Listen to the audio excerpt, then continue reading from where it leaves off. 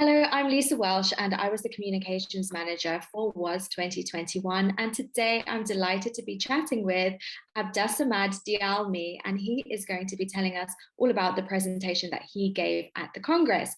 Welcome, Abdessamad. It's great to see you today. Thank you. Thank you. It's a pleasure. It's a pleasure for me to be there. Thank you. Please, could you tell us a little bit more about yourself for anybody who's not familiar with your work? Yes, I am Abdessamad Dialmy. I am a sociologist. I was a professor of university for about 40 years. I was at Fez and Rabat universities in Morocco. And I was specialized in some topics like sexuality, gender, feminism, and Islam.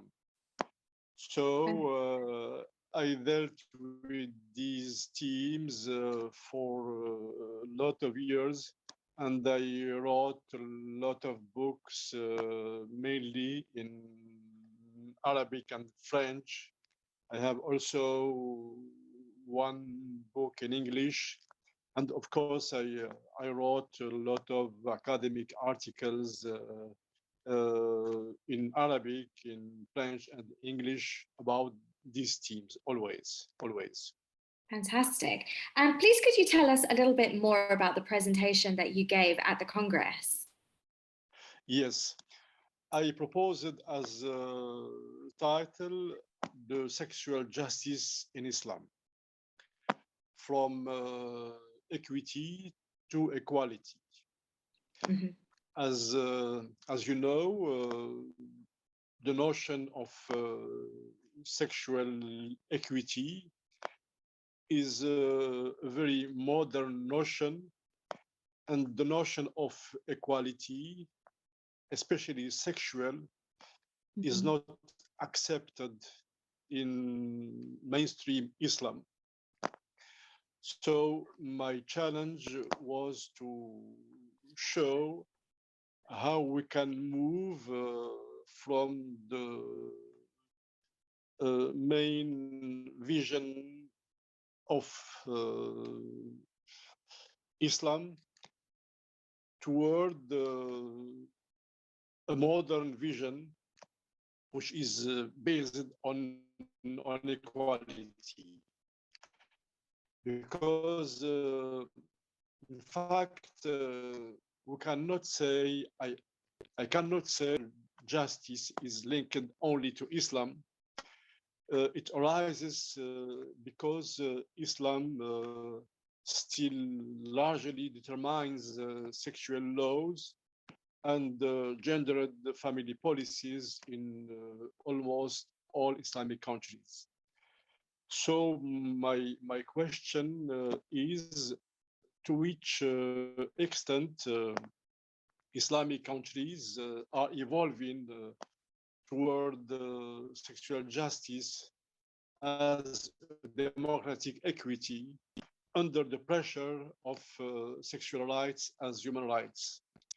To which extent these Islamic countries abandon sexual justice as a patriarchal unequal equity, which defines the mainstream Islam as it is defined by the literal meaning of its of its founding texts. Of course, in this mainstream Islam, we have a kind of paradox, you know.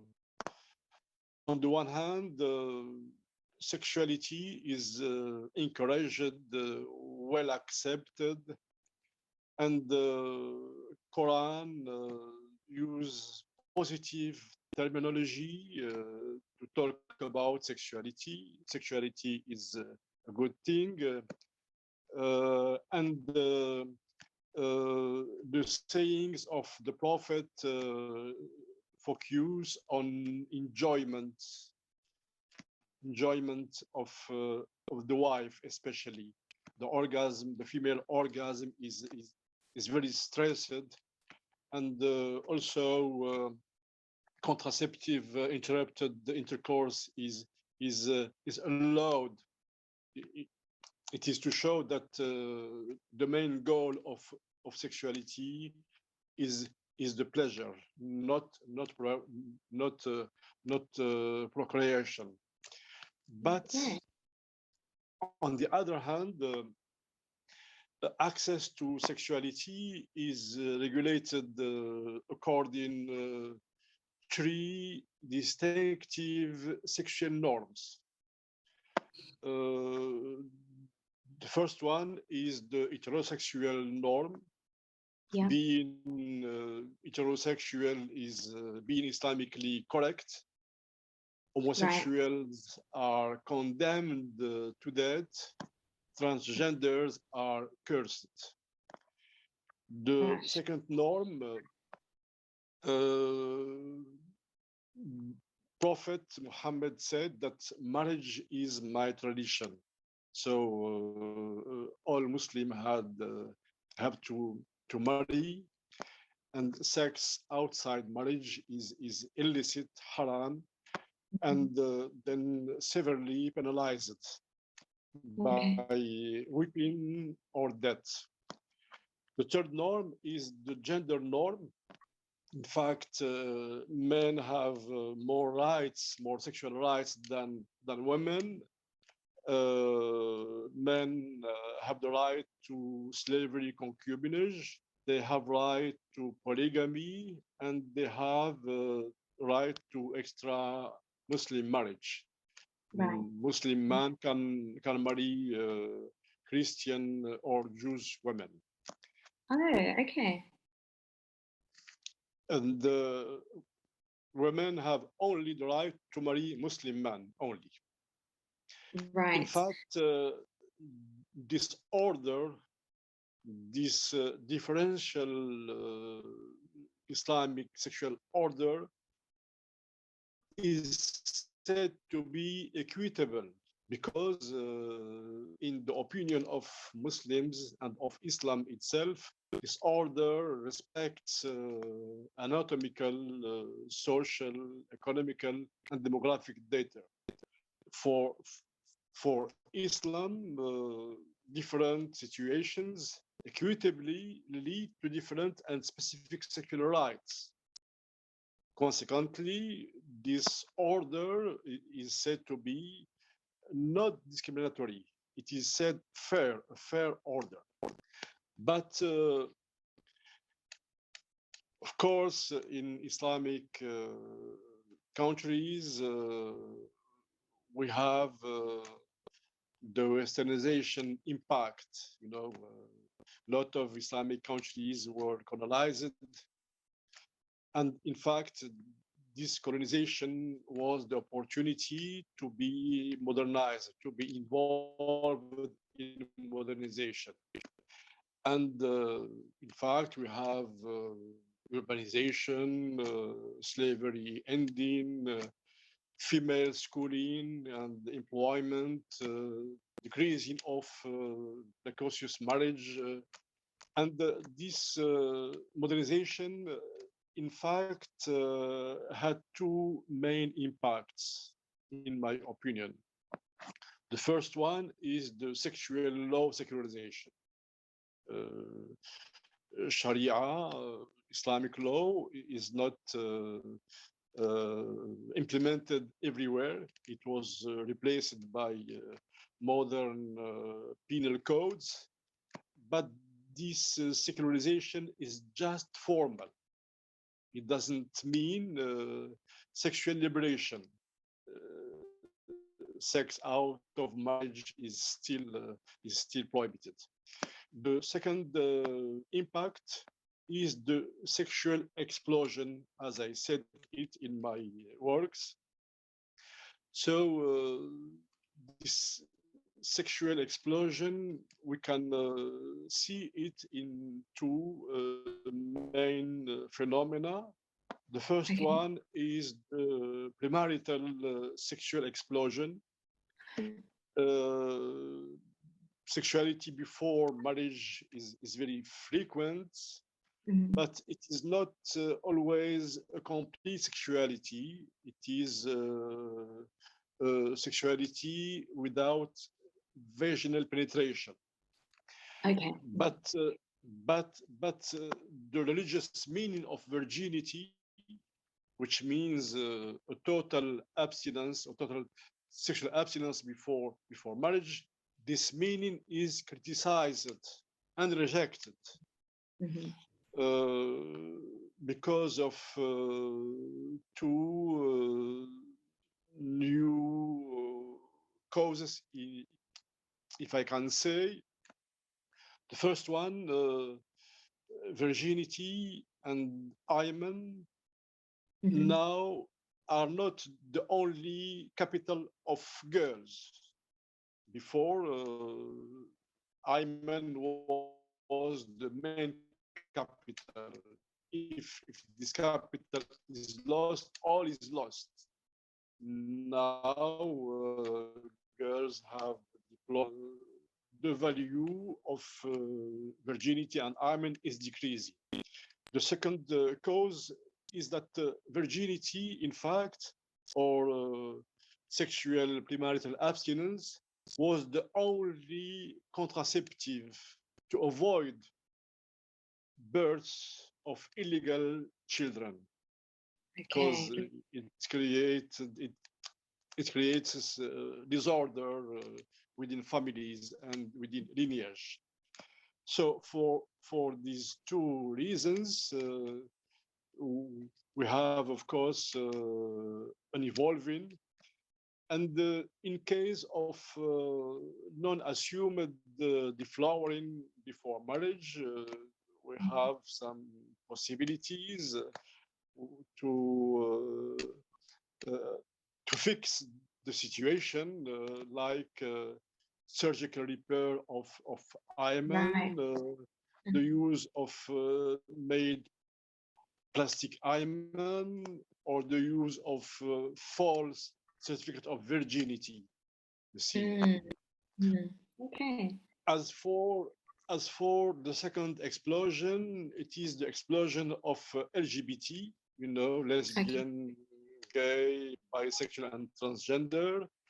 And today, many LGBT in the Islamic world, they assume they sexual same-sex acts as an indicator of a stable identity, and they claim the right to be so, and they adopt, they use new names, in fact, to call themselves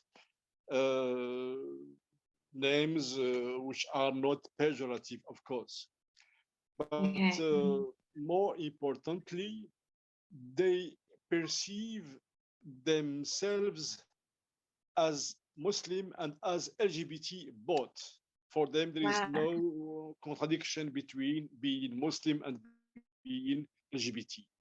And of course, they find a lot of justification in Islamic texts or practices themselves. For example, same-sex acts are not mentioned in Quran as punishable, or the Prophet saying which condemns homosexuals to death is non-certain. It is an uncertain saying. It is not really proved to be a true saying. And of course, we have also Islam as Sufism, which proposes the notion of sexual diversity, and a lot of LGBT find protection behind some Muslim saints, And finally, sexual enjoyment for Islam is a goal in itself. And LGBT, they don't consider themselves as threatening Islamic demography, you see. So for that reason, and without recognizing the right to sexuality for non-married people, and in the name of an adapted interpretation of referential holy verses and prophet sayings, some Muslim states they recognize the right to abortion for non-married girls. In Tunisia, for example, they give access to pills and all contraceptive to girls, to non-married girls in Morocco. They make institutional advice to use condom among non-married youngsters in Morocco. They establish specific laws against sexist and sexual violence. You see, they raise the marriage. There is the marriage age for women to 18. So no marriage before 18 or before 16. They abolish or they restrict polygamy, for example, only one woman for one man.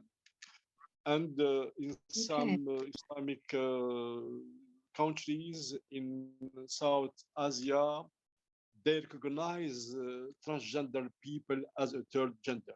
You know, these are some conquests without the recognition of sexual rights as human rights, without recognizing the notion of sexual equality, you see. Wow. So for me, these are some equitable sexual programs towards sexual equality. You know, it's a major step. And they are in fact a good indicator of the current Islamic sexual transition. It's a theory that I founded the sexual transition in Islamic world, and in fact the practical sexual emancipation in Islamic world. I talk about only practical sexual emancipation, no legal emancipation, but practical emancipation. This practical emancipation leads to institute some human sexual rights, you see, as new norms. And in fact, through that, Islam is well evolving in the fields of sexual health and sexual justice, despite its minor radical tendencies. You know, we know now radical Islam, etc. But this radical Islam, in fact, is a minor tendency. You know, it cannot resist to the general sexual evolution. This sexual evolution is supported by civil society, by feminine organization, and by some progressive intellectuals, of course. The Islamic world doesn't know a sexual revolution, but it is evolving sexually thanks to its sexual reformism. Instead, revolution, we have sexual reformism, which is softer and which helps to give some rights, some sexual rights, some human rights to some people without recognizing the principle of sexual equality. So we have some equitable democratic decision without having the founding principle of sexual equality. Wow, oh my goodness, this is so fascinating and thought-provoking. It is, I'm sure that you have tempted people to go and watch because this, I mean, I've learned so much just by listening to you now and things that I wasn't aware of before. So thank you so much for sharing your knowledge generously with us today and for sharing your knowledge at the Congress. For everybody who has registered for the Congress, you have until the end of 2021 to access it. So be sure to go and watch Abdessamad's presentation. Thank you again for your time today. Thank you. You are welcome. Thank you. Thank you.